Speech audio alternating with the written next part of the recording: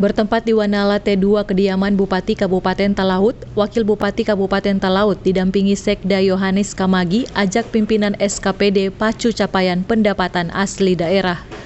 Wakil Bupati Kabupaten Talaut Mokhtar Parapaga menilai capaian pendapatan asli daerah di tahun 2021 silam belum optimal, bahkan ada SKPD serta dinas badan yang tak memenuhi target realisasi capaian pendapatan asli daerah.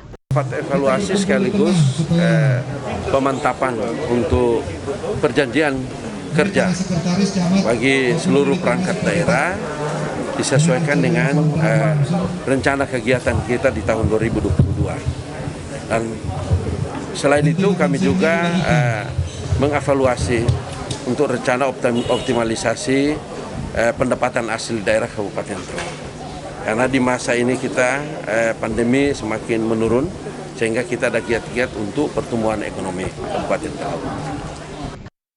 Ia berharap agar target capaian yang tidak tercapai di tahun 2021 silam dapat direalisasikan di tahun 2022 ini.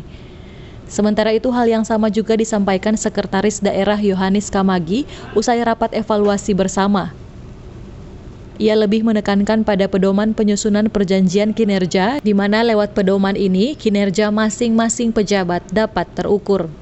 Rapat evaluasi awal tahun, sekaligus penyampaian pedoman penyusunan perjanjian kinerja.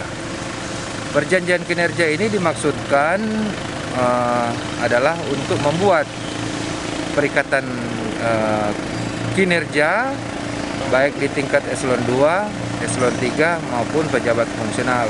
Kamagi menambahkan tujuan dari penyusunan pedoman perjanjian kinerja yang akan diterapkan nanti masing-masing pejabat wajib bertanggung jawab atas target-target capaian yang dibuat berdasarkan visi misi Bupati dan Wakil Bupati Kabupaten Talaut, yaitu menjadikan Kabupaten Talaut yang maju dan berkembang serta terbangunnya sistem tata kelola pemerintahan yang baik. Alfred Tumanung melaporkan untuk Kawanua TV.